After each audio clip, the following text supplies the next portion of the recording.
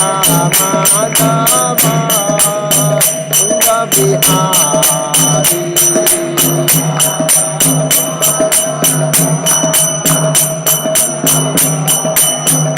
जय राधा माधव कुंज बिहारी।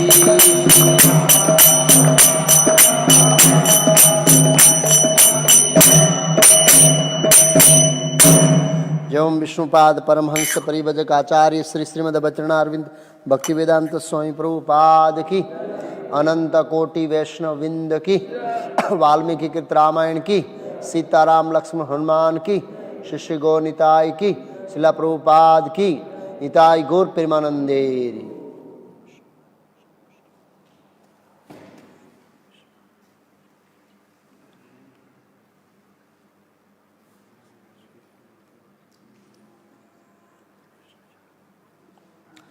ओम नमो भगवते वासुदेवाय।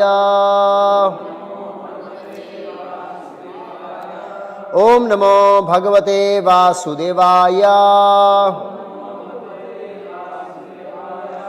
ओम नमो भगवते वासुदेवाय।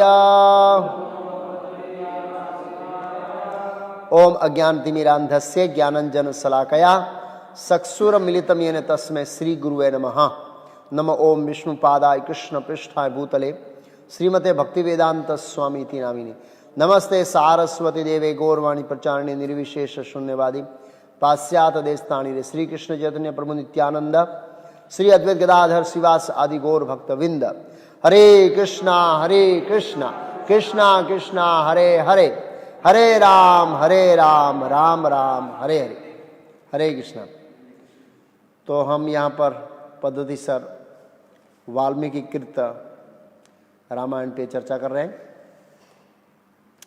कल हमने हनुमान जी, वाली और सुग्रीव के जन्म का इतिहास, हनुमान जी के बालपन की कुछ लीलाएं इत्यादि चर्चा किया। फिर चर्चा किया कि कैसे माता सीता को लक्ष्मण जी छोड़कर आए गंगा के तट पर, और एक कर्म के सिद्धांत के बारे में चर्चा की हमने कल। प्रभु राम की सभा में एक कुत्ता कंप्लेन लेकर आया और प्रभु राम ने कर्म के सिद्धांत के रहस्यमय सिद्धांत को बताया। तो वो सिद्धांत ये है कि वो लीडर था पिछले जन्म में जो कुत्ता, और उसके लीडरशिप में कुछ मिस्टेक हो गई, इसलिए उसको कुत्ते का शरीर लेना पड़ा। तो जब हम लीडर बनते हैं तो हमारे अधिकारों के प्रति हम हक करते हैं कि ये मेरा अधिकार है, मुझे रिस्पेक्ट मिलना चाहिए, मुझे राजभोग मिलना चाहिए, मुझे ये मिलना चाहिए, मुझे वो मिलना चाहिए। जब लीडर होते हैं तो हम अधिकार पर हक करते हैं कि हाँ हमारा ये अधिकार है क्योंकि हम लीडर हैं। लेकिन उस अधिकार के साथ साथ कर्तव्य आते हैं। जब हम उस कर्तव्य को अदा नहीं करते हैं और खाली अधिकार के ऊपर हक करते हैं तो फिर दूसरे जन्म में कुत्ता बनना पड़ेगा। ये वो स्टोरी का सारांश था कर्म के सिद्धांत के अंदर। वो पिछले जन्म में वो मंदिर के मठ का अध्यक्ष था। एक सु प्रॉब्लम से गई, हरी बोल, प्रॉब्लम से गई है सोमा यूट्यूब में के पहला में હવે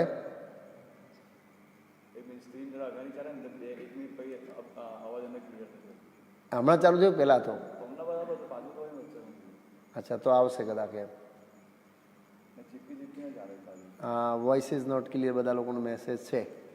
શું લખ્યું છે અહીં? કશું લખ્યું તો છે મેસેજ? થયો બંધ? ઓકે હા બરોબર છે। અહીંથી મારીથી મિસ્ટેક થઈ ગયો ત્યાં। तो कल के उस कर्म के सिद्धांत में मीन्स वो कुत्ते और ब्राह्मण थी बरोबर। कुत्ते और ब्राह्मण के उस सिद्धांत में मतलब जो लीडर होता है वो अपने लीडर अधिकारों के प्रति हक रखता है लेकिन कर्तव्य अदा नहीं करता है, तो उसको बहुत भारी रिएक्शन आता है।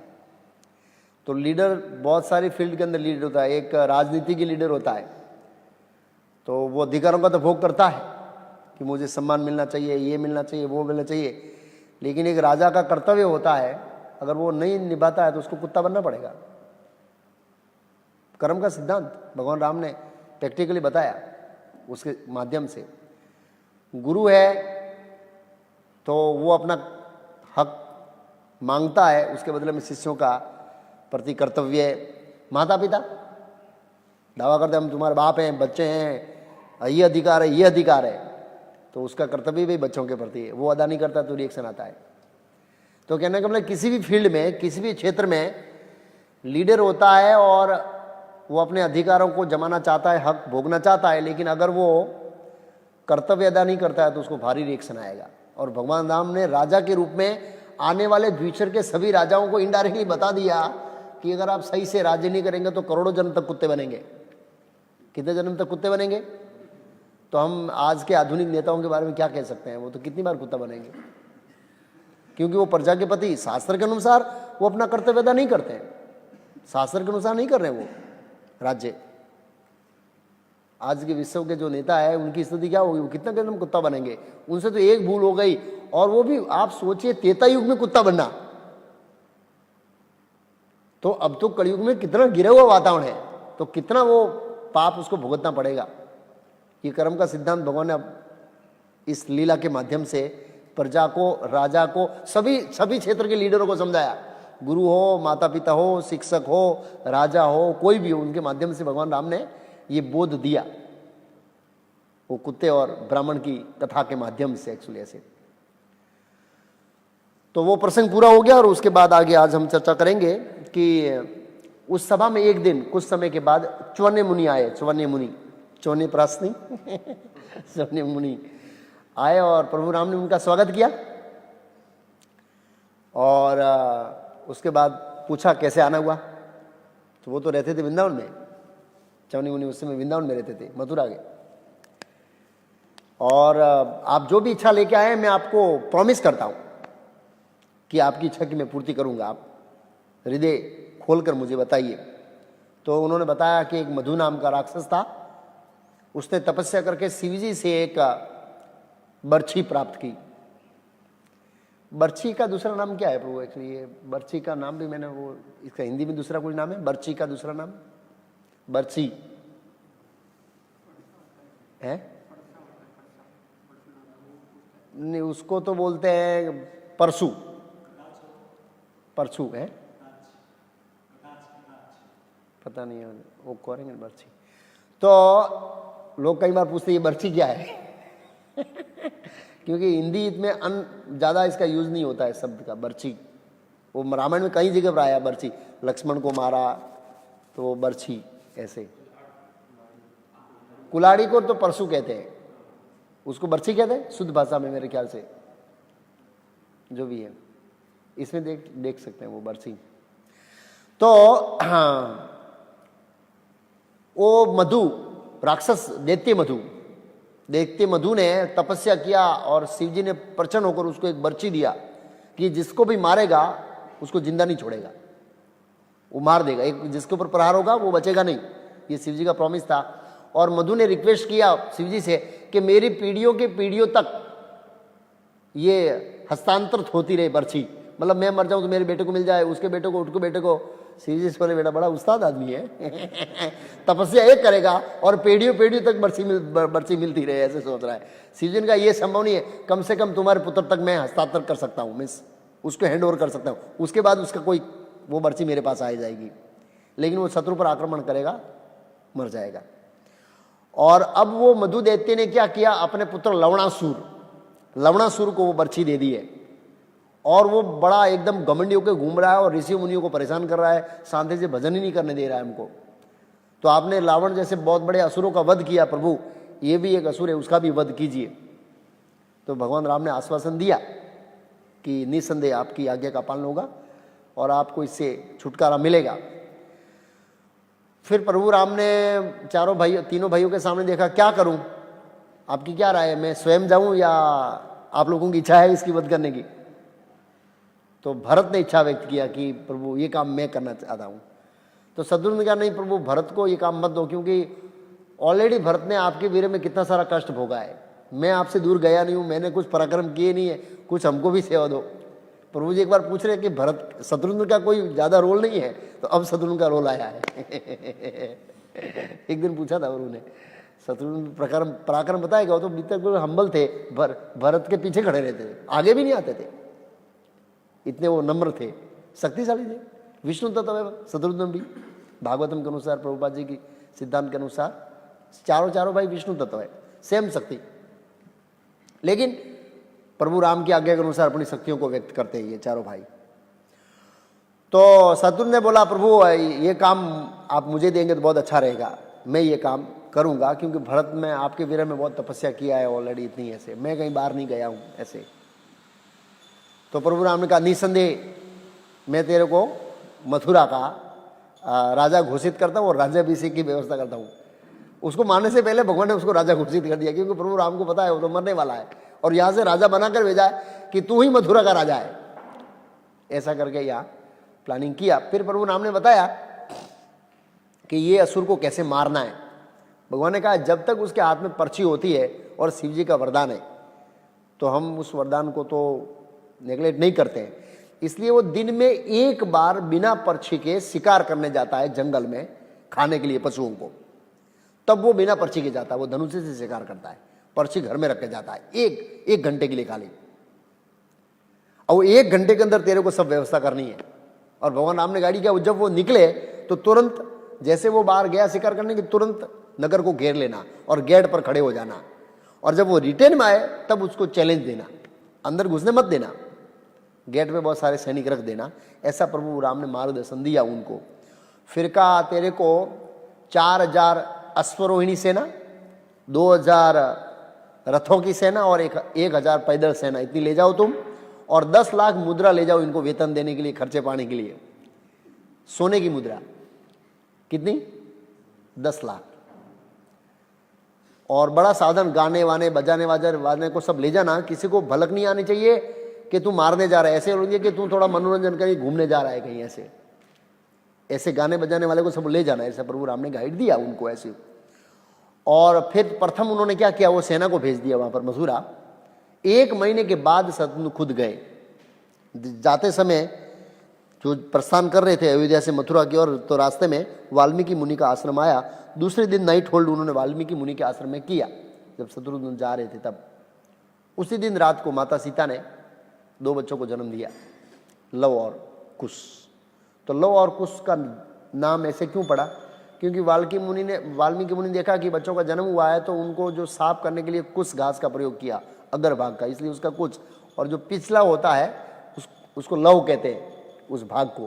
तो इसका नाम दिया पिछले भाग से, कुश के अगले भाग से कुश को साफ किया और पिछले भाग से लव को साफ किया, इसलिए उनका नाम पड़ा लव कुश। ऐसा दूसरे दिन सुबह शत्रुघ्न चलना शुरू हो गए और 7 दिन में मथुरा पहुंचे। 7 दिन। और चवन्य मुनि के आश्रम में वो रुके, और चवन्य मुनि को उन्होंने पूछा कि इस असुर की शक्ति क्या है। मैं थोड़ा प्लानिंग कर लूँ पहले, क्या शक्ति है इसकी, कितनी शक्ति है। तो उन्होंने एक स्टोरी बताई कि इक्ष्वाकु वंश में एक माधांता करके एक राजा थे, राजा माधांता, इक्ष्वाकु वंश में। तो वो तीनों लोगों को जीतने की इच्छा रखने की महत्वाकांक्षा रखते थे कि मैं स्वर्ग तक राज्य करूं, अपनी सीमाएं फैलाऊं। तो देवराज इंद्र भयभीत हुए और देवराज इंद्र ने कहा पहले पृथ्वी पर तो सबको कंट्रोल कीजिए ना, उसके बाद स्वर्ग की इच्छा कीजिए। पृथ्वी पर तो सबके आपके कंट्रोल में है ही नहीं कोई राजा, और आप ऊपर का सपना देख रहे हैं। बोला कौन है ऐसा कि जो मेरी शासन के अंदर मेरी सत्ता को स्वीकार नहीं करता है? बोला लवणासुर। और क्रोध आया और गए और युद्ध छेड़ा और बर्ची लेके आ गया। ये तो 60 मादांधा को पे काट के रख दिया, राजा मादांधा को काट के रख दिया, फिनिश, हरा दिया। बोला ये उनकी शक्ति है। तो फिर पूरी योजना बन गई, और शत्रुघ्न की योजना ये थी, ये बाहर जाएगा तब मैं ये घेर लूंगा। और जैसे वो बाहर गया तुरंत यमुना पार किया, सेना दूसरी से पार खड़ी थी, यमुना के पार किया और मथुरा नगरी को पूरा घेर लिया। और जब वो वापस आ रहा था ऐसे पीछे सब बंदरों, अरे सॉरी, पशुओं के सब शरीर लटका कर, तो उन्होंने चैलेंज किया तो उन्होंने परिचय दिया अपना कि मैं शत्रुघ्न हूं, राम का भाई। ओ हो, तुच्छ व्यक्ति मेरे साथ क्या युद्ध करेगा। ये मेरी मौसी के लड़के, सिर्फ मेरी मौसी के भाई को रावण, मेरे मौसी ये लवणासुर के मौसी का भाई रावण बोला, ये मेरे मौसी के भाई को राम ने मार दिया, लेकिन मेरे सामने राम कुछ नहीं, इसलिए मैंने क्षमा कर दिया। देखो अहंकार तो कितना है, मैंने उसको क्षमा कर दिया, मेरे सामने कुछ नहीं है ऐसे। और फिर भयंकर युद्ध हुआ। अब वो पर्ची लेने जा रहा था, लेकिन पूरी सेना ने रोक दिया उसका रास्ता, जाने नहीं दिया उसको, और उसको आह्वान किया था, वो जा नहीं सकता है, उसका नेचर है। भयंकर युद्ध हुआ, भयंकर। लास्ट में उसने क्या किया, एक असुर ने बहुत बड़ा पेड़ लिया और सीधा शत्रुघ्न के सिर पर मारा, तो शत्रुघ्न बेहोश हो गया, बहुत भारी मात्रा में बेहोश हो गया। तो उसने सोचा ये मर गया है। अब उसने उठाया अपने पशु और गेट में एंटर कर रहे थे, तब उन्होंने मधु नाम के असुर को, जो भगवान विष्णु ने मारा था, वही अस्त्र प्रभु राम के पास था, और वही अस्त्र प्रभु राम ने शत्रुघ्न को दिया कि इसे से ये मरेगा। तब उन्होंने वो अस्त्र चढ़ाया और उसको आह्वान किया कि फिर से मेरे को युद्ध कर, और जैसे वो रिवर्स में मुड़ा और बाण छोड़ा और ये मर गया। और फिर वो राज्य करने लगे। 12 साल रुक गए शत्रुघ्न। कितना साल रुक गए? 12 साल मथुरा में रुके वो राज सेप्ट करने के लिए। और फिर प्रभु राम की याद आई तो वापस आया, प्रभु राम को प्रणाम किया और बताया कि आपकी आज्ञा के अनुसार मैंने लवणासुर को मार दिया, राज्य स्थापित कर दिया, सब कुछ ठीक चल रहा है, लेकिन अब मैं वापस नहीं जाऊंगा। बोला नहीं, ऐसे कैसे हो सकता है? बोला नहीं प्रभु, आपका विरह याद आ रहा है। ठीक है, तू कभी कभी मिलने आ सकता है, लेकिन क्षत्रिय है तो राज करना पड़ेगा ना, प्रजा के ऊपर राज करना, प्रजा का मार्गदर्शन करना क्षत्रिय का प्रथम धर्म है, और उसमें व्यक्तिगत संबंधों में विरह सेकेंडरी होता है, कर्तव्य प्रथम, ऐसे प्रभु राम ने समझाया। फिर बोला तू 7 ही दिन रुक सकता है, 8वें दिन तेरे को यहाँ से जाने पड़ेगा, राज्य करना वो प्रथम कर्तव्य है ऐसे। तो फिर वो रुके और फिर चले गए ऐसे। फिर एक बार प्रभु राम अपनी सभा में बैठे थे, और एक ब्राह्मण, ज्येष्ठ ब्राह्मण मीन्स वरिष्ठ ब्राह्मण, अपने बच्चे को लेके राजसभा के बारे में रो रहा है, हे पुत्र। बस उनका पुत्र मर गया था। बोला मैंने कोई पाप नहीं किया, मेरी पत्नी ने कोई पाप नहीं किया, हम धर्म का पालन कर रहे हैं, फिर भी मेरे जीते हुए तू क्यों मर गया? त्रेतायुग का लक्षण है, बाप जिंदा है तो बेटा नहीं मर सकता है, ये धर्म का उत्थान कैसे हो गया, सिद्धांत पलट कैसे गया? काफी रोने लगा। ऐसा लग रहा है कि राम राज्य की उपेक्षा कर रहे हैं, और राजा का उपेक्षा करने के कारण ही ये उथल पाथल हो रहा है। तो हे प्रभु, आप तो इक्ष्वाकु वंश के इतने विख्यात राजा है, आप ऐसे कैसे राज्य की उपेक्षा कर रहे हैं? अगर आप मेरे बच्चे को जिंदा नहीं करेंगे तो मैं पति पत्नी दोनों आपके महल के आगे प्राण त्याग देंगे, और आपके ऊपर बहुत बड़ा कलंक लगेगा, इसलिए कुछ कीजिए। तो भगवान राम चिंतित हुए गंभीरता से। भगवान राम बता रहे, भगवान नहीं कहता ये सब मेरा कोई दोस्त नहीं है, सब कर्म का सिद्धांत दे, जा यहाँ से। आज के नेता को आप ऐसे बोल सकते हैं? नहीं बोल सकते, तो सीधा जेल में डाल देंगे। कोई कमेंट नहीं कर सकते। लेकिन भगवान राम ने एक आदर्श राजा होने के नाते आगे आने वाले राजाओं को बताया कि प्रजा की ऐसी समस्या तो सुनना चाहिए, उसका समाधान करना चाहिए।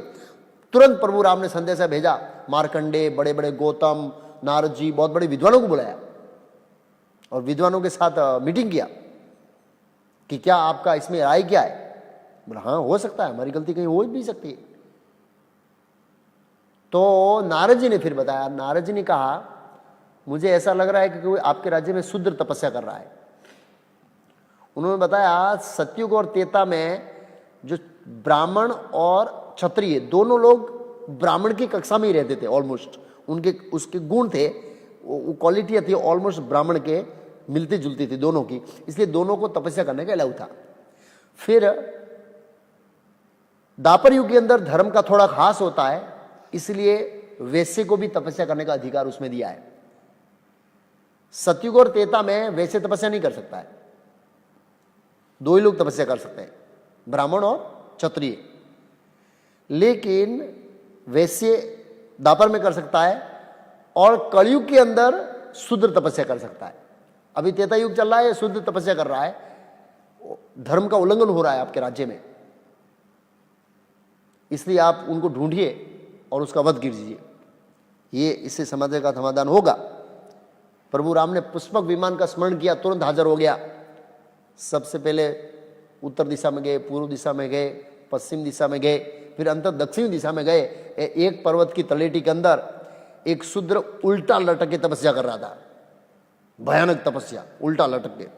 प्रभु राम ने पहले कहा, वाह, इतनी कठिन तपस्या, इतनी खतरनाक तपस्या, आश्चर्यजनक है।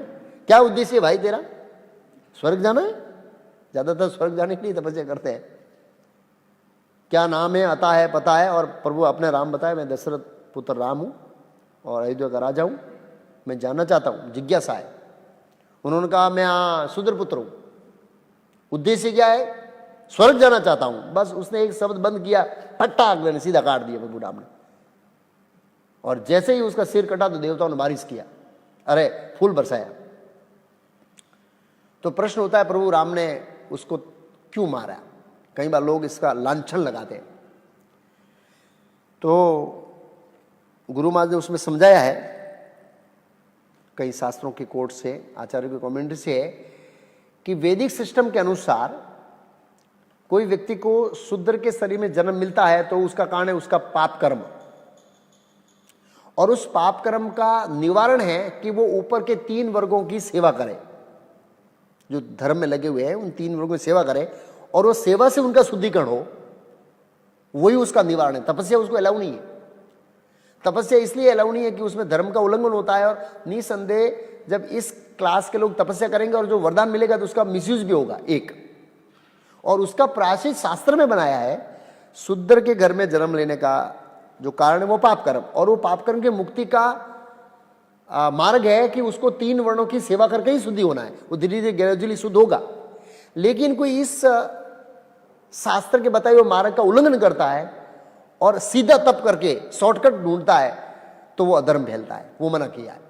और ये क्या कर रहा था, देवराज इंद्र ने बताया कि प्रभु ये तो धर्म का उल्लंघन करके स्वर्ग में आना चाहता था। तो हम भी घबराए हुए थे कि ये त्रेता युग में जो शूद्र है वो हमारे स्वर्ग में आया तो क्या करेगा, हल्ला करेगा ना वहां पर जाके। मतलब कहने का मतलब था कि धर्म का उल्लंघन करके स्वर्ग में आएगा तो क्या होगा हमारा। तो आपने अच्छा किया, प्रभु काट दिया। प्रभु राम ने कहा कि अगर आप मेरे पे प्रसन्न है, ये कार्य से खुश है, तो बच्चे को जिंदा कर दीजिए। देवराज इंद्र ने कहा कि जैसे ये सिर कटा और बच्चा जिंदा हो गया, अपने माँ बाप के साथ चला गया वापस। तो इतना कर्म का सिद्धांत सूक्ष्म रूप से काम करता है, वैदिक संस्कृति का गाइडलाइन। आज के न तो नेता को पता है ये सब नियम, और न ही प्रजा को पता है। किसी को कुछ भी पता नहीं है। सब लोग अपनी इंद्रियों को संतुष्ट करने के लिए अपनी अपनी ओर से सब काम चला रहे, लेकिन कर्म का रिएक्शन बहुत सूक्ष्म है। इसलिए भगवान ने कहा, गहना कर्मणो गति, कर्म की गति बहुत सूक्ष्म सिद्धांत है। उसके बाद फिर इस कथा के बाद प्रभु राम को राजसूय यज्ञ करने की इच्छा हुई कि मुझे राजसूय यज्ञ करना है। तो राजसूय यज्ञ में क्या करना होता है, पूरे पृथ्वी पर जितने भी राजा है उनको उसके अधीन करना होता है, परास्त करना होता है, उनसे युद्ध करना होता है और जीतना होता है। तो भरत ने कहा, प्रभु पूरे भूमंडल पर सभी प्रजा आपको पिता के समान मानती है, आपके प्रति आदर प्रेम है, और आप राजसूय यज्ञ के अनाउंस करेंगे तो उनके हृदय में भय उत्पन्न हो जाएगा, और बिना काम के कष्ट देने की मुझे नहीं लगता कि जरूरत है। ऑलरेडी आपको स्वामी के रूप में मान रही है, आप राजसूय किए यज्ञ जैसे ही आपका आदर सम्मान। प्रभु राम ने सोचा बात तो सही है। फिर लक्ष्मण ने कहा, एक काम करो प्रभु, अश्वमेध यज्ञ करो उसकी जगह। ठीक है, वो स्वीकार कर लिया प्रस्ताव। योजना बन गई। बोला, जाओ सभी मंत्रियों, ऋषियों, मुनियों और सुग्रीव, हनुमान, विभीषण जो प्रिय सेवकों हैं उनको सबको बुलाओ। तो सबको बुलाने के बाद सेवा डिस्ट्रीब्यूट हो गई। विभीषण को सेवा दिया था ऋषियों का स्वागत करने का, सुग्रीव को सेवा दिया था बंदर आदि जो भी ये सब आते हैं उनको सेवा करने का, अलग अलग सेवा दिया। और यज्ञ नैमिषारण्य में शुरू हुआ, अयोध्या से नजीक पड़ता है नैमिषारण्य। और यज्ञ काल में प्रचुर दान और प्रचुर प्रसाद वितरण चालू था, ऐसा बताया। 1 साल तक चला यज्ञ, क्योंकि घोड़ा छोड़ने से चालू होता है यज्ञ। जिस दिन शुरू होता है उस दिन घोड़ा छोड़ते हैं। पूरी पृथ्वी पर घूमकर घोड़ा वापस आते 1 साल लगता है एवरेज, उसको 1 साल वापस लाना होता है। और वो लास्ट दिन घोड़ा आ गया, वो लास्ट दिन सेक्रीफाइस होता है, ऐसा यज्ञ का नियम है। वाल्मीकि रामायण का लक्ष्मण के अंतर्गत घोड़ा छोड़ा। पद्म पुराण में बताया, दूसरी 1-2 जगह बताया कि शत्रुघ्न लेके गया था घोड़ा, और लक्ष्मण प्रभु राम की सेवा में व्यक्तिगत था। ऐसे अलग अलग जगह अलग अलग घटना है। तो इस प्रकार इधर यज्ञ चल रहा था और उधर ये घोड़ा घूमते घूमते घूमते घूमते, बहुत लंबी कथा है पद्म पुराण में। तो लास्ट में आया वाल्मीकि के आश्रम पर, उस जंगल में लव और कुश दोनों खेल रहे थे, और घोड़े के ऊपर लिखा था सोने की प्लेट में, एक सोने की प्लेट लटकाई थी घोड़े के नीचे, कि जो अपने आप को सच्चा क्षत्रिय समझता है, या तो घोड़े को पकड़कर हमारे साथ युद्ध करे, या फिर हमको कुछ गिफ्ट दे और हमारा आधिपत्य स्वीकार करे। लो और कुछ तो बच्चे थे, बोला इसको चैलेंज ले लेते भाई। हाँ बोला ले ले चैलेंज ऐसे बोले ये चैलेंज लेना है, बोला ले लेंगे। पकड़ लिया, घोड़ा बांध दिया और खेलने लगे। तो उसका सेनापति नाम भूल गया, वो घोड़े का सेना का सेनापति, उसका नाम भूल गया। वो आए, भाई बच्चों लोग क्या करें, घोड़ा दे दे। बोला ऐसे नहीं देंगे, ना तो हम टैक्स देंगे और नहीं घोड़े को देंगे, कुछ भी नहीं देंगे। तो बोला युद्ध करो। बोला हाँ युद्ध करते हैं, वो करेंगे। तुरंत फट फट फट फट हरा दिया उनको, मूर्छित कर दिया, गिरा दिया। शस्त्र विद्या में क्या प्रवीण लिखा है। फिर उसके बाद दूसरे सेना आए, उसको भी गिरा दिया। फिर तीसरे सेना, फिर शत्रुघ्न को पता लगा कि इतना भयंकर युद्ध है, 2 बच्चे दोनों ने भयंकर युद्ध किया। शत्रुघ्न आए, उनको भी मूर्छित कर दिया, शत्रुघ्न को भी मूर्छित कर दिया। फिर सुग्रीव हनुमान आए, उनको भी मूर्छित कर दिया। और फिर दोनों क्या किया, उनको रस्सी से बांध दिया दोनों को। बोला चलो आश्रम में ले चलते हैं, बच्चे लोग खेलेंगे इनके साथ, बड़ा मजा आएगा इनके साथ। अच्छा करके बहुत डिटेल में वर्णन है, मैंने शॉर्टकट बताया ऐसे। ले गए और माता सीता को बोला माता आज हम गए थे, और एक माता सीता ने बताया नहीं राम का घोड़ा है, कि ये घोड़ा था, उसमें चैलेंज लिखी थी, हम भाइयों की इच्छा हो गई, हम चैलेंज दे दे। चैलेंज दिया, एक शत्रुघ्न नाम का व्यक्ति, उसको ऐसा कर दिया। पुष्कल, पुष्कल मीन्स ये भरत का लड़का पुष्कल, उसको भी मूर्छित कर दिया। पूरी सेना मूर्छित कर दिया हमने। और ये 2 बंदर मिले तो हम थोड़ा खेलने के लिए आए, आश्रम में थोड़ा आनंद आएगा इनके साथ। और जैसे माता सीता ने देखा ये तो हनुमान जी सुग्रीव है, बोला बेटा इनको छोड़ दो, ये बहुत महान बंदर है, महान व्यक्ति के सेवक है, ये राम के सेवक है। और माता सीता ने राम को प्रार्थना किया, प्रभु मेरे प्रति आपकी निष्ठा भक्ति रही है तो शत्रुघ्न इत्यादि को जो बेहोशी हुई है मेरे पुत्रों के दिव्यास्त्रों से, उनको मुक्त कर दीजिए। तो तुरंत सेना तैयार हो गई और बच्चों को बोला बेटो इसको, इन बंदरों को वहाँ छोड़ के आ जाओ। तो छोड़ के आ गए वापस, और फिर वहाँ से ये सब गए अयोध्या। तो सुमंत्र मंत्री साथ में था। प्रभु राम ने पूछा कि यहाँ से जाकर अयोध्या आने तक की घटना बताओ, कौन कौन से राजा ने हमारे साथ युद्ध किया, किसने स्वीकार किया, नहीं किया, दान दिया, बताओ। तो सुमंत्र ने बताया पूरी घटना। फिर बताया कि लास्ट में किसी ने भी घोड़ा पकड़ा नहीं, लेकिन अंतिम में घोड़ा पकड़ा। और वो पकड़े तो 2 बालक देखने में आपके जैसे लग रहे थे। और शस्त्र विद्या तो भूमंडल पर ऐसे कोई है नहीं, उम्र में बहुत छोटे है। पहले इसको गिराया, फिर इसको पुष्कल को गिराया, फिर शत्रुघ्न गिराया, फिर सुग्रीव, इन सबको बंदर को सबको बंदी बना के ले गए। और फिर मालूम नहीं क्या हुआ, अचानक सब जिंदे हो गए। उनको तो पता नहीं कि माता सीता की प्रार्थना से वो लोग मूर्छा से जागे ऐसे। अब राम को लाइट हो गया, संशय हो गया प्रभु राम को कि निसंदेह ये दोनों मेरे पुत्र हैं, इसमें कोई संशय नहीं। क्योंकि वाल्मीकि आश्रम के आसपास तो ऐसा कौन सामर्थ्यशाली हो सकता है जो मेरी सेना को परास्त करे और शत्रुघ्न को परास्त करे, ऐसा कोई हो ही नहीं सकता ऐसे। और फिर ये घटना पता लगी तो अपने बहुत विशेष दूतों को भेजा, जाकर वाल्मीकि आश्रम में पता लगा आओ ये सही बात है। तो उन्होंने बताया कि हाँ ये तो पुत्र तो सीता के हैं। तो फिर दूत भेजा वाल्मीकि का स्तर पर और माता सीता को बुलाया कि आप आई जाइए और इस यज्ञ के बीच में अपनी पवित्रता को सिद्ध कीजिए पब्लिक के सामने और मैं आपको पत्नी रूप में स्वीकार करूंगा। माता सीता ने मना कर दिया, मैं नहीं आऊंगी। लेकिन फिर प्रभु राम ने वाल्मीकि जी को भेजा, अरे संदेश भेजा कि आप आइए और मैं माता सीता को फिर से स्वीकारने के लिए तैयार हूँ। वो अपनी पवित्रता सिद्ध कर दे। तो वाल्मीकि की किसी कारण से लेकर आए। माता सीता पीछे चले जी, वाल्मीकि आगे जा रहे थे, लव कुश भी साथ में थे ऐसे। और फिर वाल्मीकि मुनि ने पब्लिक के सामने, बहुत बड़े राजा, ऋषि, देवर्षि, सब देवता आए थे कि माता सीता का फिर से परीक्षा हो रही है परीक्षा के बाद परीक्षा ऐसे। तो वाल्मीकि मुनि ने कहा, हे प्रभु राम, मैं जिंदगी के अंदर असत्य वचन नहीं बोला है, इसलिए मैं सत्य बोलने जा रहा हूं। आध्यात्मिक दिव्य दृष्टि से मैं साक्ष्य दे रहा हूं कि माता सीता पूर्ण रूप से निर्दोष है और पूर्ण पवित्र है। अगर मेरे इस वचन में कुछ त्रुटि है तो मैंने जितना भी जीवन में तपस्या किया है वो तपस्या का फल चला जाए। ऐसे करके बहुत लंबा अलग अलग दृष्टिकोण से उन्होंने बोला।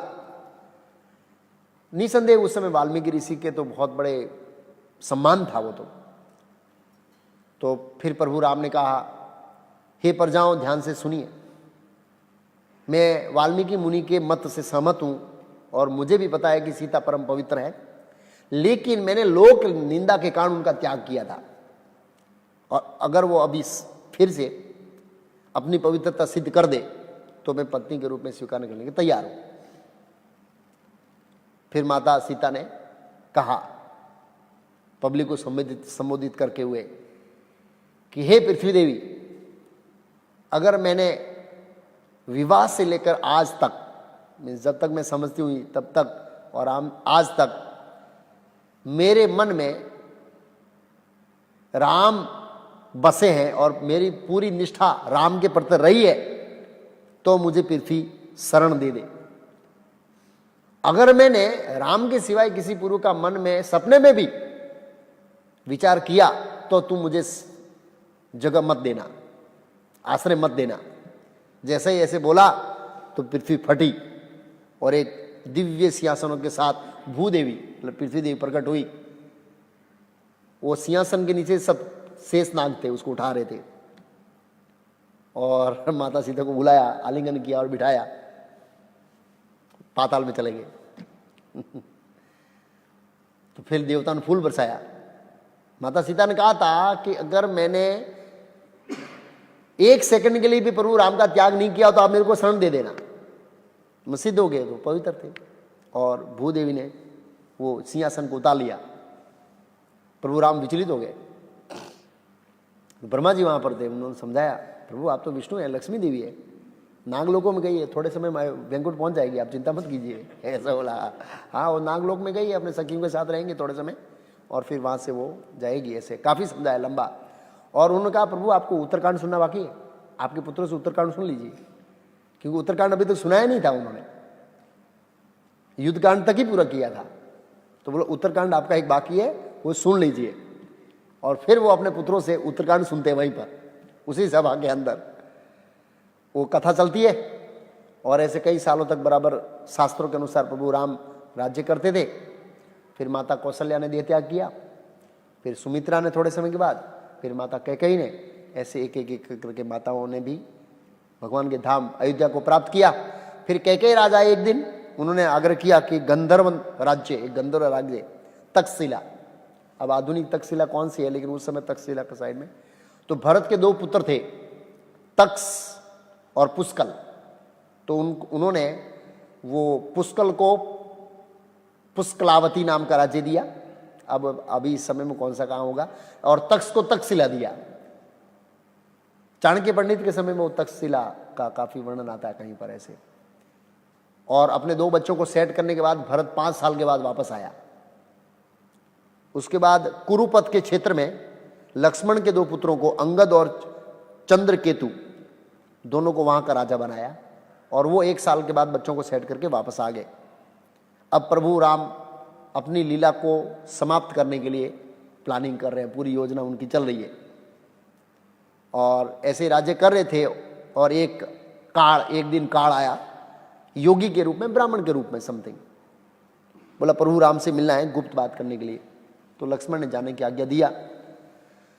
प्रभु ने पूछा कैसे आना हुआ, क्या सेवा कर सकता हूं। तो उन्होंने बोला कि हमारा डिस्कशन बहुत सीक्रेट होने वाला है, गुप्त वार्ता।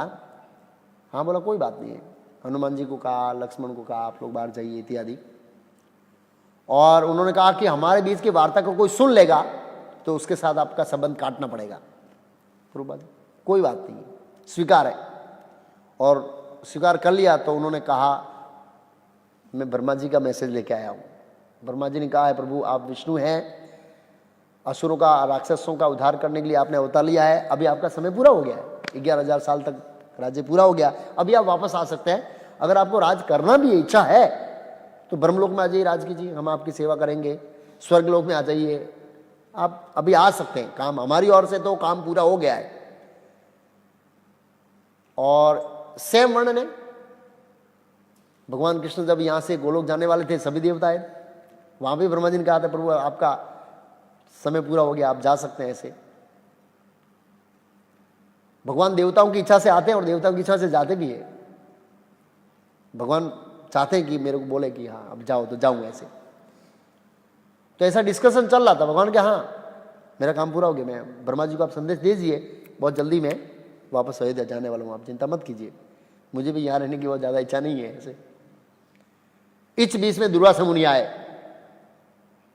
लक्ष्मण गेट पर खड़ा था, उसको बोला कोई अंदर नहीं आना चाहिए, राम से मिलना है। दुर्वासा मुनि का है नहीं मिल सकते हैं, प्रभु का एक पर्सनल मीटिंग चल रहा है, बहुत गुह्य बातें चल रही है। ऐसा कहा अब तो ये क्रोध देगा, चारों भाइयों को पूरे इक्ष्वाकु वंश को मार दूंगा, क्या समझते अपने आप को, पता नहीं मेरे को भूख लगी है। ले तेरे को इसी टाइम भूख लगी और कोई भूख लगने का समय नहीं ऐसे करके तो बहुत क्रोधी थे।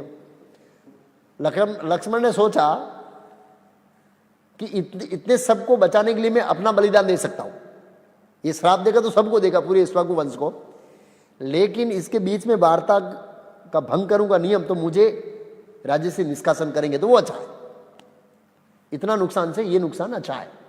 और लक्ष्मण जी गए और समाचार दिया दुर्वासा मुनि बहुत इमरजेंसी मिलना चाहते हैं, तो काल उठ के वहां से समाप्त चल गया। प्रभु राम ने दुर्वासा मुनि का स्वागत किया। कैसे आना हुआ? मुनि बोला भूख लगी है बहुत, 1000 साल के बाद तपस्या करके आया हूँ, उपवास आपके वहां खोलूंगा, ऐसे लग रहा है। तो उपवास खोलेगा, लेकिन ये तुमने बहुत बड़ा अनर्थ कर दिया भाई। निसंदेह ये भी भगवान की योजना है, भगवान इसके माध्यम से ऐसे जाना चाहते हैं, ये उनकी लीला है ऐसे। और उनको भोजन कराया, भोजन कराने में दुर्वासा मुनि गए और प्रभु राम अपने वचन के कारण भयभीत हो गए। उन्होंने वचन दिया था कि हाँ जो हमारे बीच के वार्ता में भंग करेगा उसको मैं संबंध तोड़ दूंगा, निष्कास कर दूंगा। मंत्रियों को बुलाया, सब मंत्रियों से सलाह लिया क्या करना चाहिए। वशिष्ठ मुनि ने बहुत सोचने के बाद, ध्यान करने के बाद, प्रभु आपको सत्य का नियम का पालन करना चाहिए, आपने वचन दिया है, आपने इतना सारा वचन निभाया, इतने सारे वचन निभा के इतना सारा राज्य किया, और लास्ट मोमेंट में आप एक वचन तोड़ेंगे तो आपके ऊपर कितना कलंक लगेगा, आपको पालन करना चाहिए। और फिर उन्होंने अनाउंस किया कि आज से मैं लक्ष्मण को मेरे राज्य से निष्कासित करता हूँ। सभी मंत्रियों ने सराहना किया कि आपका जो ये निर्णय है वो साधुवाद देने के लिए योग्य है। कठिन निर्णय था लेकिन लिया, लेकिन भगवान तो अब अपनी लीलाओं को विदाई कर रहे हैं, तो अपने पार्षदों को इस तरह भेज रहे हैं एक एक। पहले दशरथ महाराज चले गए, फिर माताएं चली गई, और फिर लक्ष्मण जाएंगे, फिर खुद जाएंगे, ऐसे करके तो किया। लक्ष्मण जी सरयू नदी में प्रवेश किया और सीधा वेंकुट लोक में चले गए, अयोध्या में चले गए अपने धाम। अब कुछ समय के बाद भरत को सिंहासन देने का प्रस्ताव रखा कि तू सिंहासन ले ले, मैं वन में जाना चाहता हूँ, मेरा समय पूरा हो गया। भरत ने अस्वीकार किया, प्रभु मैं आपके बिना नहीं रहना चाहता हूँ, मैं भी वन में आ जाऊंगा। तो वो भी मन, शत्रुघ्न ने बोला मैं भी वन में आऊंगा आपके साथ में। तो लव और कुश को राज्य दे दिया। कौशल का उत्तर भाग लव को दिया, कुश को दिया, और दक्षिण भाग कौशल राज्य का लव को दे दिया। और ऐसा लिखा है कि लव और कुश ने 30,000 साल तक राज्य किया, 30,000 साल तक प्रभु राम के जाने के बाद।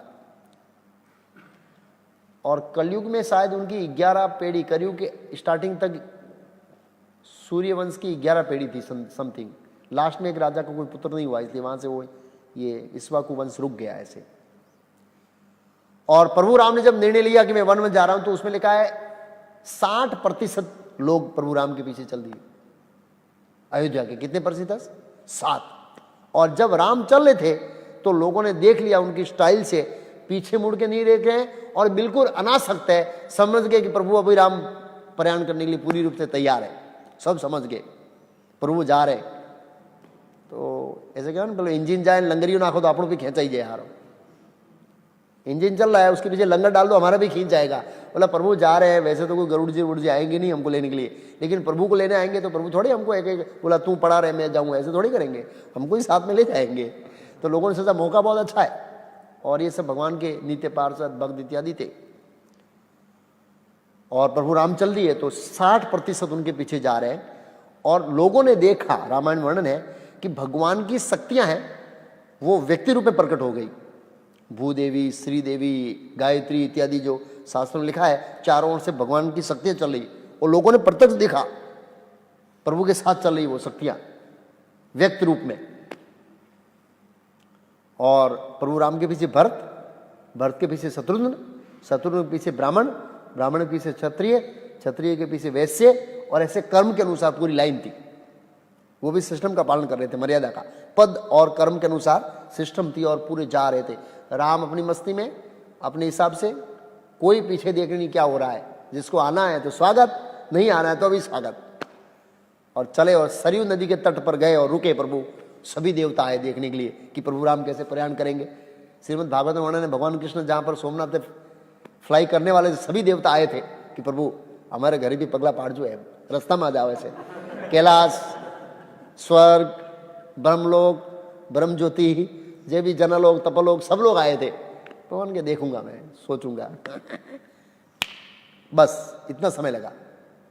ब्रह्मा जी ने ऐसे किया, निकल गए भगवान। तो उनको पलकारों मारते में भगवान कृष्ण पहुंच गए, वैकुंठ के अंदर नहीं गए। तो सभी देवता आए, सबने स्तुति किया, प्रभु राम अभी लीला समाप्त कर रहे हैं भूमंडल में, हरि हरि बोल। सब लोग गौर प्रेमानंद ने बोली है, मतलब बहुत वो हुए कि प्रभु राम वापस जा रहे हैं। और फूल बरसाया और प्रभु राम ने नदी में प्रवेश किया।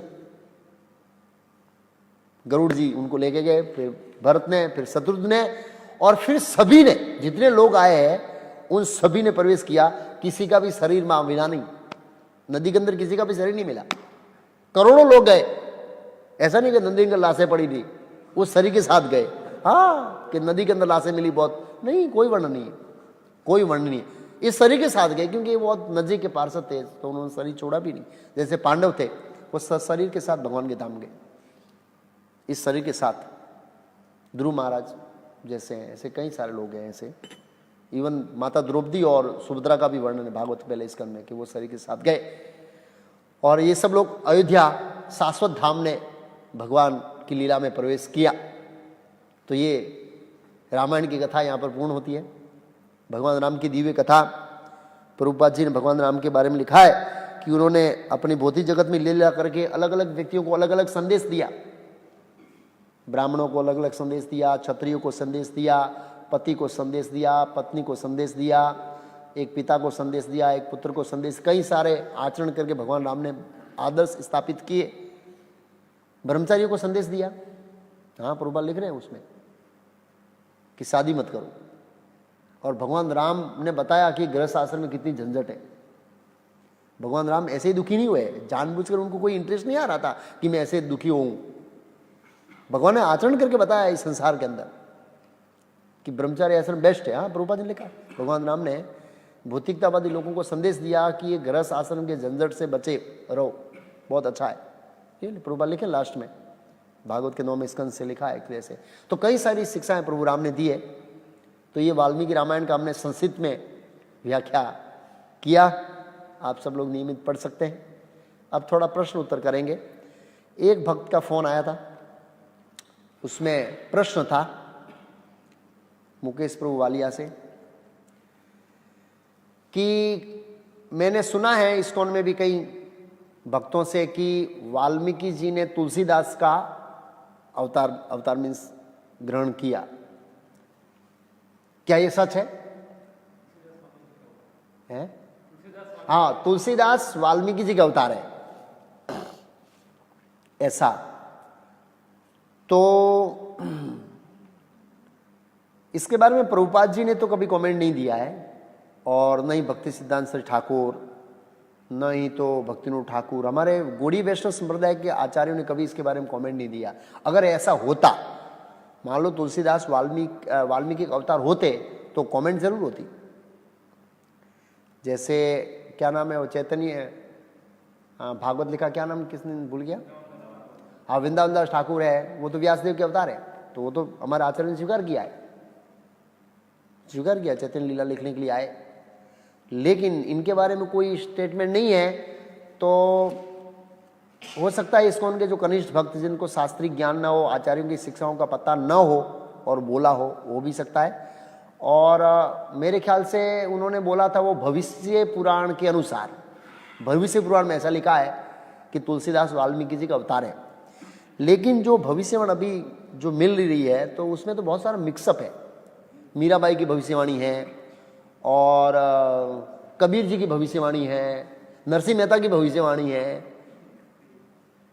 ऐसे जो संत हो गए, और उसमें मायावादी भी, इनकी भी भविष्यवाणी है। तो शास्त्र उनकी भविष्यवाणी थोड़ी करता है। तो भविष्य पुराण आचार्यों के दृष्टिकोण से देखना चाहिए, क्योंकि ऐसा कुछ होता तो आचार्य कमेंट्री करते, बिना कमेंट्री के आचार्य छोड़ते नहीं, ऐसा विवादास्पद इस्पद आचार्य छोड़ेंगे नहीं। तो तुलसीदास जी है वो वाल्मीकि का अवतार नहीं है।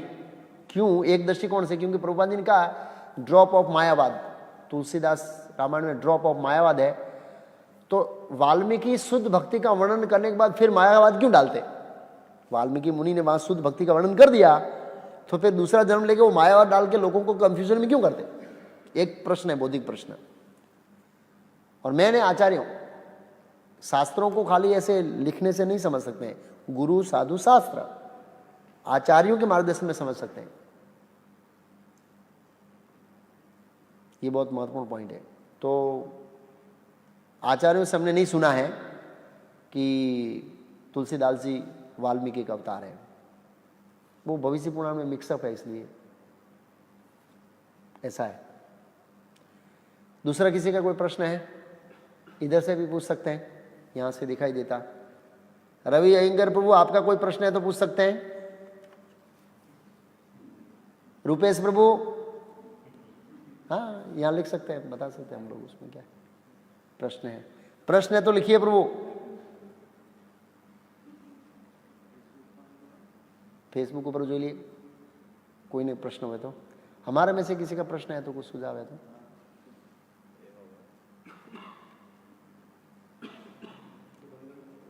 है प्रभु मुरलीधर प्रभु, कोई प्रश्न? 4 मिनट ले लेते हैं। है? हाँ प्रश्न प्रभु। हाँ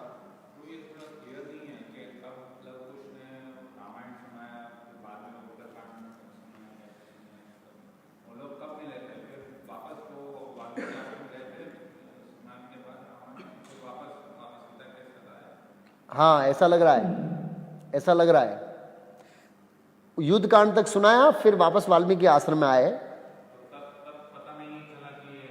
हाँ नहीं पता चला, भगवान की योग माया ने आवृत करके रखा था ना, आछन करके रखा था। हाँ मतलब समय काल नहीं है, क्योंकि बहुत लंबा इतिहास है ना, इसलिए बहुत समय काल नहीं रखा है कुछ। भाई 1 महीना होता, 2 महीना होता, साल, 10 साल, 11,000 साल, तो इसमें समय को मेंटेन नहीं किया है, समय को मेंटेन नहीं किया है।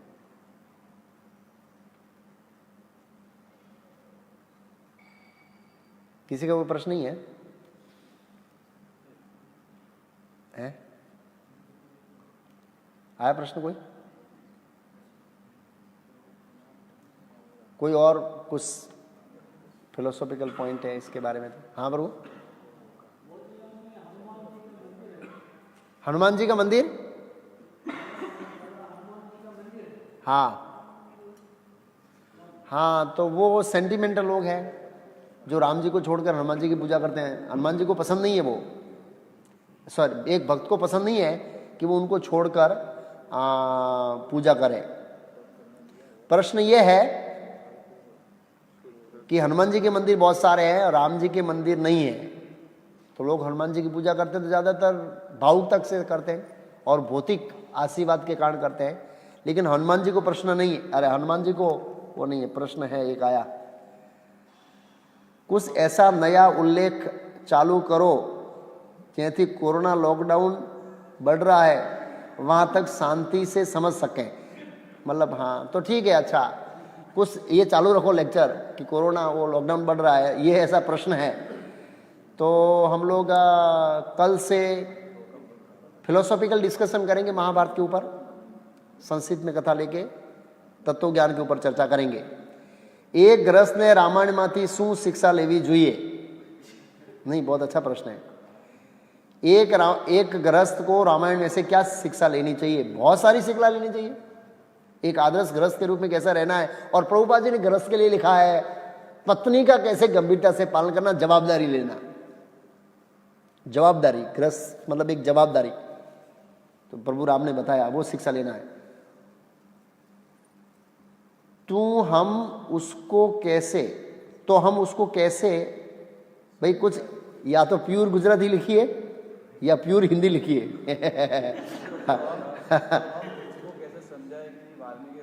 एक मिनट, एक भक्त का ये पहला प्रश्न करते हैं, धीरे धीरे प्रश्न लिखिए भाई। कुछ ऐसा नया उल्लेख चालू रखो। नया उल्लेख मतलब शास्त्र, नया उल्लेख तो कोई करने वाला नहीं है, शास्त्र महाभारत में ऊपर फिलोसॉफी डिस्कस करेंगे, वो हो गया। हम लोग प्रचार में जाते हैं तो लोग बोलते हैं कि हमारे पास तुलसीकृत रामायण है। तो ये संस्कृत में रामायण बता सकते हैं? लाओ प्रभु, उनको बताइए कि एक बार ये रामायण पढ़ के देखिए। मैंने स्वयं ने कई बार ये रामायण पढ़ी, अद्भुत रामायण है, और तुलसीदास रामायण को भी आप भूल जाएंगे, इतनी मधुर रामायण है। और उनको बताना चाहिए कि ओरिजिनल रामायण तो वाल्मीकि रामायण है, और उसके बाद बहुत सारे अलग अलग वर्जन आए, तो पहले हम ओरिजिनल पढ़ेंगे तो अच्छा रहेगा। और वैष्णव आचार्यों ने इसका अनुमोदन किया है। तो हम उसको कैसे समझाएं कि वाल्मीकि रामायण ऑथेंटिक है? यही समझाना है, आचार्यों ने इसके ऊपर छोड़ दिया है। जब हनुमान जी के ऊपर कोई शस्त्र इफेक्ट नहीं होता तो लव और कुश ने उनके लिए कैसे बांध दिया? बहुत अच्छा प्रश्न है।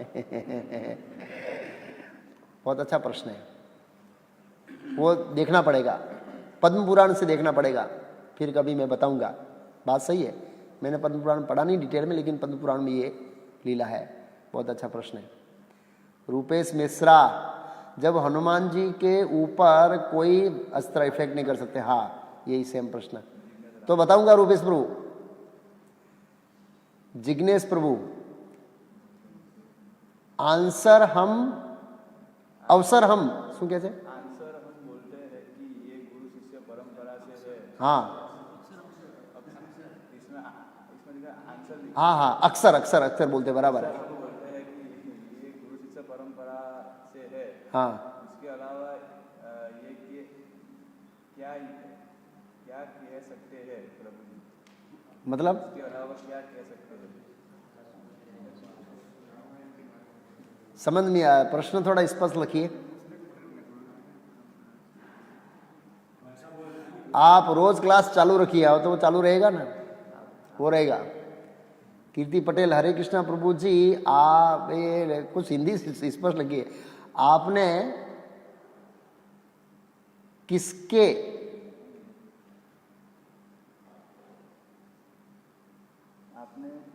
तीन पुत्र और सुफर्णका के चार को बताया, तो खरदूषण रावण के सगे भाई नहीं थे क्या?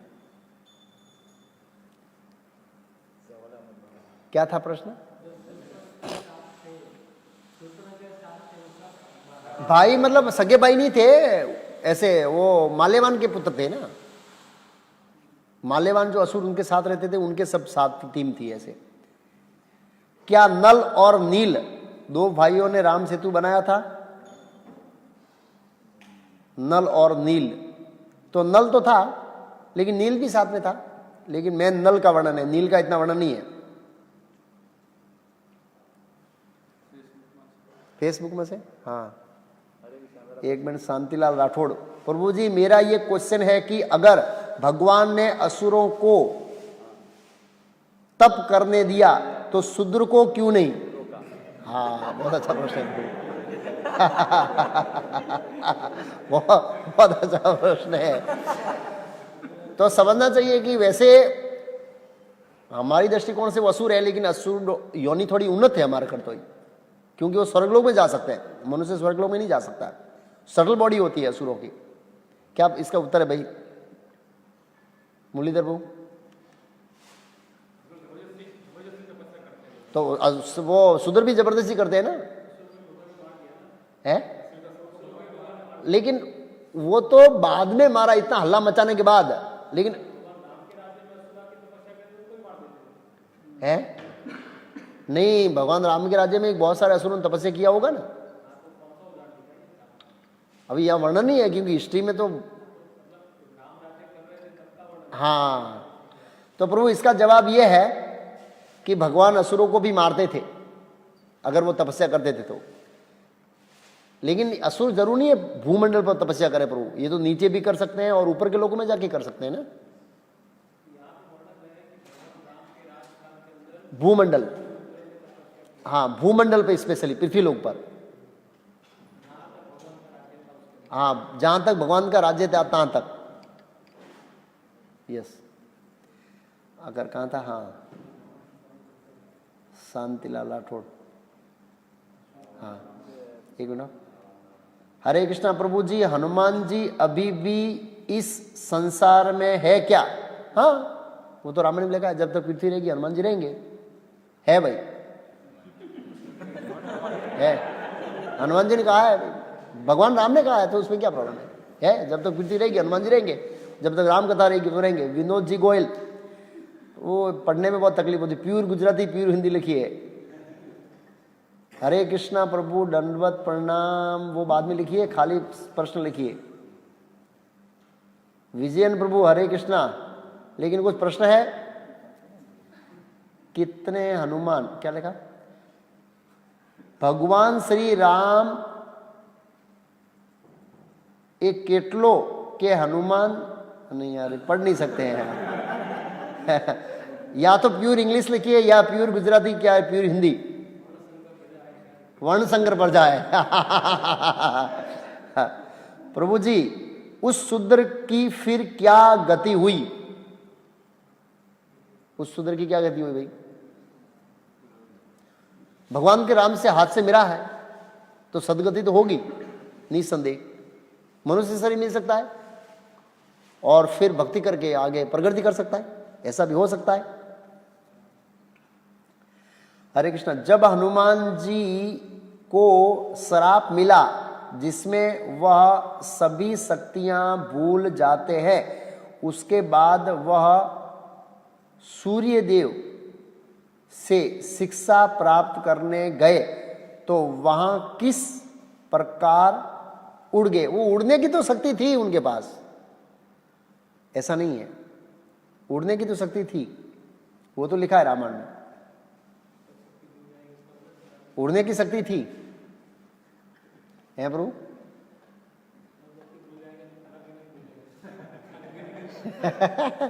वो तो शक्ति थी। नहीं, अच्छा प्रश्न है, पॉइंट अच्छा है कि भाई सब श्राप दे दिया तो फिर सूर्यदेव के कैसे पास गए ऐसे? तो वो शक्ति थी उनके पास, ऐसा बताया राम। हाँ, इसमें कोई प्रश्न है पर फेसबुक में? शू भगवान राम ने असुरों को क्यों तप करने दिया और हाँ वो देख आ गया। हरे कृष्ण धन्यवाद प्रभु जी, मेरा प्रश्न है कि 20 दिनों से आप रामायण कथा कर रहे हो, हाँ लॉकडाउन में अगली कथा जल्दी से होगी। हाँ वो तो हो जाएगी कल। हरे कृष्णा, भगवान श्री राम किसकी पूजा करते थे, ऐसा कुछ रामायण में है? हाँ, भगवान राम के पास रंगनाथ श्रीरंगम रंगनाथ विष्णु का वो स्वरूप था। भगवान राम तो भगवान है, लेकिन दूसरे लोगों को आइडियल बताने के लिए कि भाई विष्णु की पूजा करना चाहिए, इसलिए वो श्रीरंगम रंगनाथ की पूजा कर रहे थे। I might have missed it if you have already explained this, but could you tell why Lord Sri Ram killed Shudra when he was reading Shastra?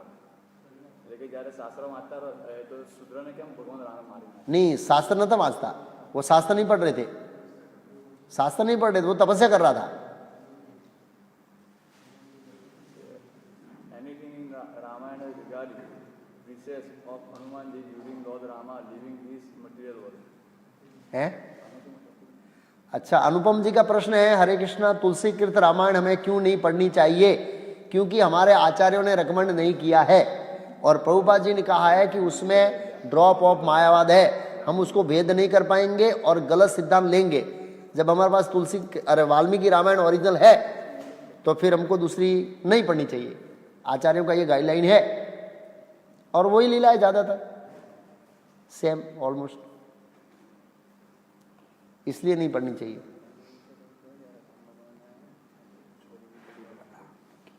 क्या नल लील दो भाइयों ने राम सेतु बनाया था? हाँ, वो तो जवाब दे दिया मैंने। हाँ, राम की कोई बहन थी, हाँ, नाम भूल गया, क्या नाम? शांता। राम की बहन थी शांता। किसने लिखा? अशोक सोरठिया प्रभु ने। 3 मिनट बाकी है भाई, जिसको जो प्रश्न पूछना है पूछ लीजिए।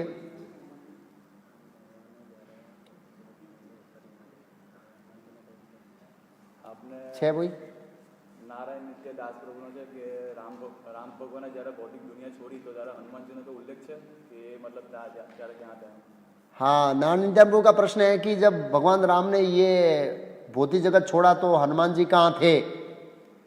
तो वो रामायण में वर्णन नहीं है,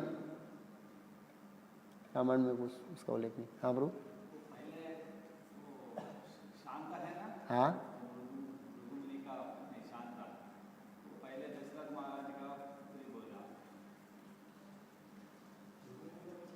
भृगुपुरापति की पत्नी थोड़ी है।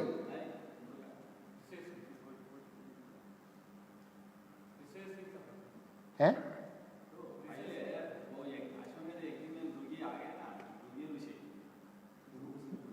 भृगु ऋषि यज्ञ में नहीं आए ना।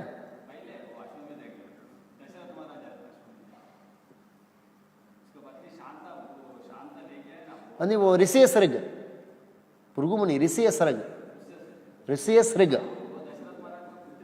हाँ,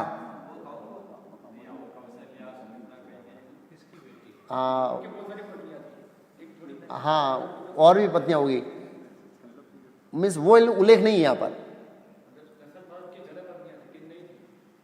उनका कहना ज्यादा पत्नियां थी, 3 नहीं थी, क्योंकि ये रामायण के कुछ वर्जन ऑथेंटिक और भी है जिसमें वर्णन हो सकता है ऐसे। हाँ,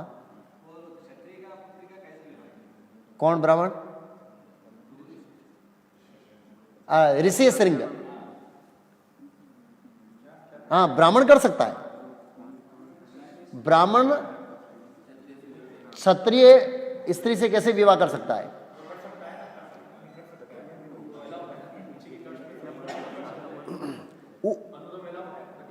प्रतिलो मेलाऊ नहीं, अलूनो मेलाऊ है।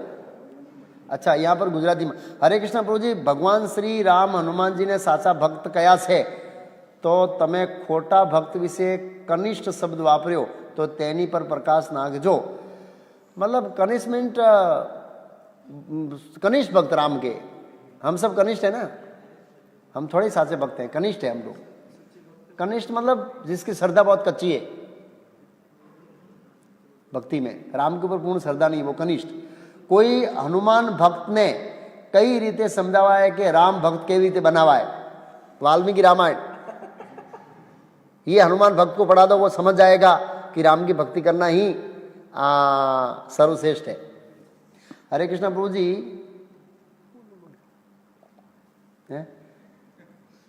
W7 लोग, नहीं, 7 लोग कौन कौन थे जो अमर थे? 7 लोग कौन कौन से? 7 लोग कौन कौन है? हनुमान जी है, विभीषण है, अश्वत्थामा, व्यासदेव, हनुमान, जो भी है। ये इतना मायने नहीं रखता है कि 7 लोग का अमर होके क्या करेंगे हम लोग।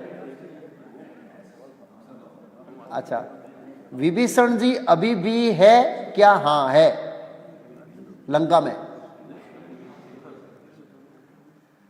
कई बातें लोक प्रसिद्ध है लेकिन रामायण में उल्लेख नहीं है, लेकिन हम कई बार इस्कॉन के भक्तों से भी सुनते हैं उसको अधिकर समझे या नहीं समझे, बहुत महत्वपूर्ण बात है।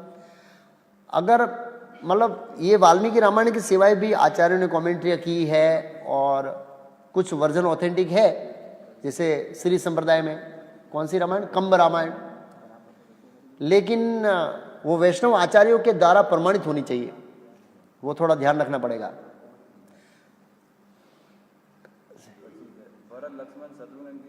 एक मिनट, कल से क्या सब्जेक्ट होगा?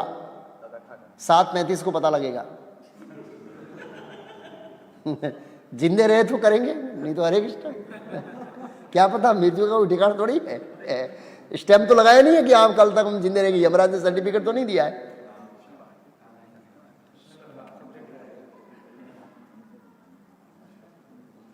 भाई प्रश्न है, कुछ वैल्यूबल प्रश्न कीजिए।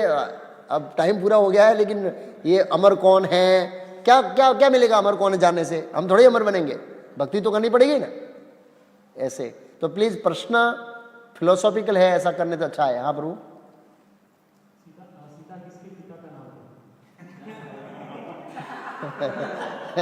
सीता किसी के पिता का नाम था?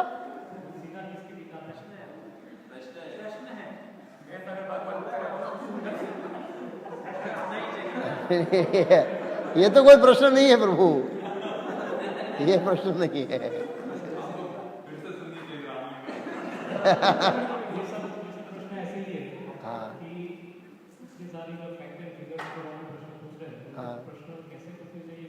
हाँ, वो तो मैंने बताया ना कि ऐसे प्रश्न पूछने का कोई मतलब नहीं है।